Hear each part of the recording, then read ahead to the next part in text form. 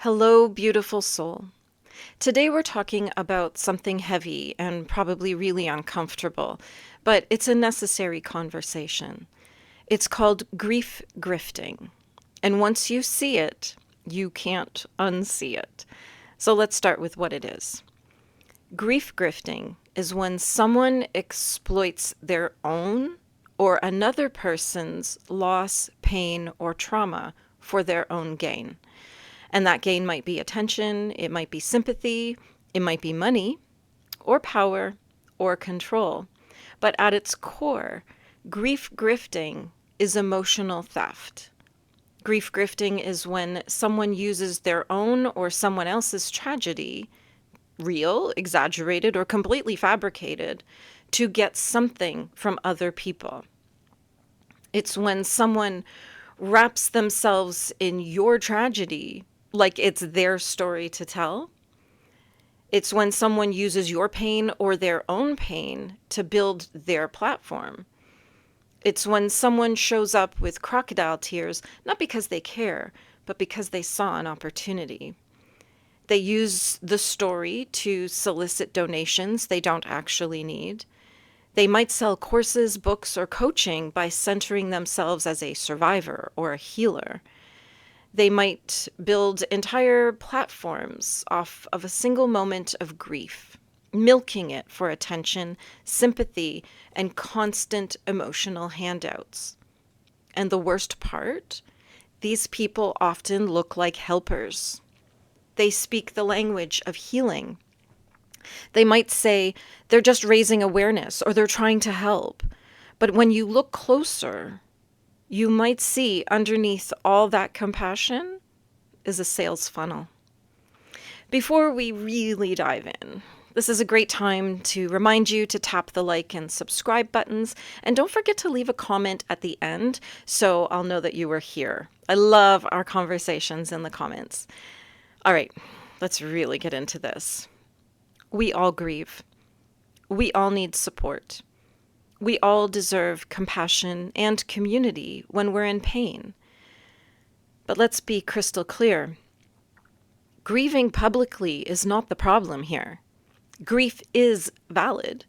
Talking about it online can be healing. Memorializing a loved one can be beautiful and brave. But there is a line. And when it's crossed, that grief becomes a business model. Suddenly, a real person's death is being used to fund an influencer lifestyle, to chase views, to sell healing they have not actually embodied, and to manipulate compassionate strangers into giving again and again with no accountability. This is grief grifting, and it's emotional exploitation in its most sacred disguise. Some people turn their loss into a brand. They perform their pain online, and not for healing, not for connection, but for money, influence, and control. We're all seeing it play out right now, aren't we?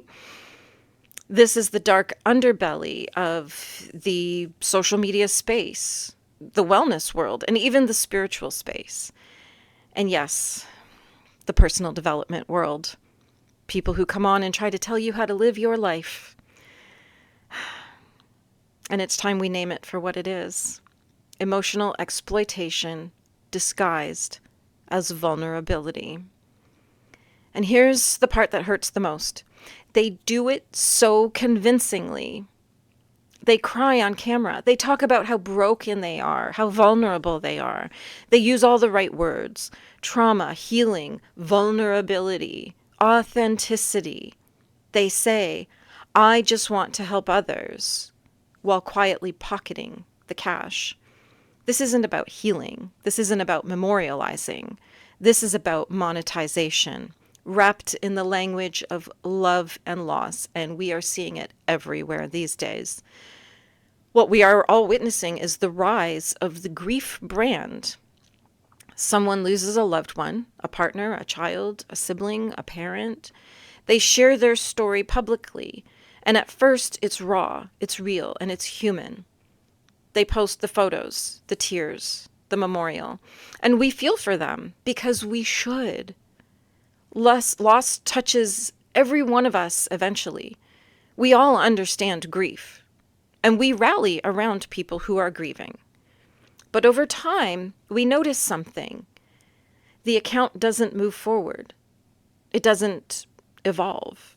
It becomes frozen in time, trapped in the trauma, because the trauma has become quite lucrative.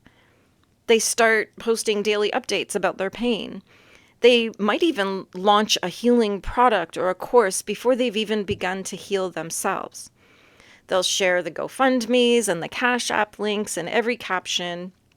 And what we see are vague goals for this money. They might even sell merchandise emblazoned with their loved one's face. And the content, it becomes more performative, more graphic, more heart-wrenching, because sadness sells. And algorithms reward devastation when it fits the aesthetic. So why is this dangerous? Because people want to help. We're wired for compassion. So when someone stands in front of the camera and says, "I lost everything," we believe them. We see someone crying over a dead child or a spouse or a parent, and it shatters us. So of course we give. Of course we share. We want to help them. And the grief grifters know this. They bank on your compassion. They exploit your humanity. They know the more they cry, the more you will care. The more tragic the story sounds, the more likely you are to hit the donate button. The more they perform the brave survivor, the more you will feel inspired to support them.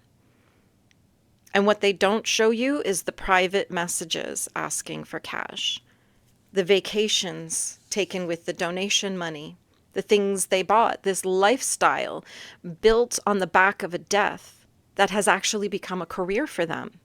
And many of them did lose something, but not all loss entitles someone to manipulate. This is emotional fraud. It erodes trust. It steals resources from people who truly need help. It manipulates the good hearts of people who just want to make a difference. And worst of all, it damages the credibility of real victims and real charities. People who are genuinely grieving, people who genuinely do need support, and now feel like they can't ask for help because someone else turned this tragedy into a social media empire. There is a cost to all of this because it isn't just distasteful, it's devastating. It erodes trust in online grief communities. It discourages real grievers from speaking up because they fear being lumped in with the manipulators. It makes people second guess their generosity. And worst of all, it cheapens the memory of the person who actually died because their name, their story, and their legacy is being used not to inspire, not to heal, but to hustle. How we can spot a grief grifter. So number one, the story never evolves. Real healing transforms over time. A grief grifter will retell the same pain on a loop years later as if it just happened because their story is the sales tool. They can't let that story go. It's not even grief anymore. It's leverage. They talk about their loved ones like the loss happened yesterday, even if it's been years. They're emotionally frozen because moving on would mean losing their primary content stream. Every post becomes a performance. The tears, the music, the filters, the hashtags. The heartbreak isn't just being expressed, it's being marketed. Number two, they monetize immediately. Grief grifting often looks like GoFundMes without transparency, merch drops in memory of someone they barely knew, or coaching offers wrapped in the language of trauma healing, with no credentials or lived experience. They don't want comfort. They want cash. And number three, they shame you for asking questions. If you ask where the money's going, they accuse you of being heartless. How dare you question me when I'm in pain, they say, weaponizing sympathy to avoid accountability. Number 4, they live in the spotlight to hide the truth. Everything is public except the receipts. You'll see the crying, the loss, the sadness, but no transparency, no follow-ups, and no financial clarity. One of my lovely subscribers shared her story with me and has allowed me to share it with you. So, of course, we are going to protect her privacy by keeping her anonymous. She said, "My ex used the death of her wife to manipulate anyone she wanted to. She had to be the center of attention and garner as much sympathy as she could, dining out on the fact that her wife had died a few years ago. She relished every moment of it, especially being a lesbian widow." This has nothing to do with being lesbians, but some clarity for the story. "Every day was a pity party for her. She acted like this was the one and only person who had ever lost their partner.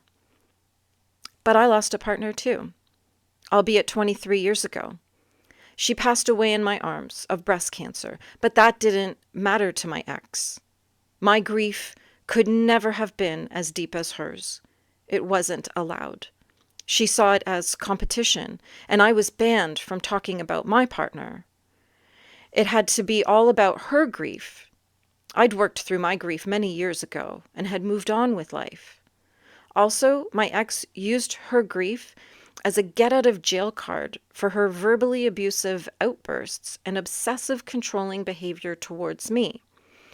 I never received any apologies, just the excuse, 'I'm grieving, I didn't mean to say or do that.' She refused any counseling, as no one could tell her anything she didn't already know.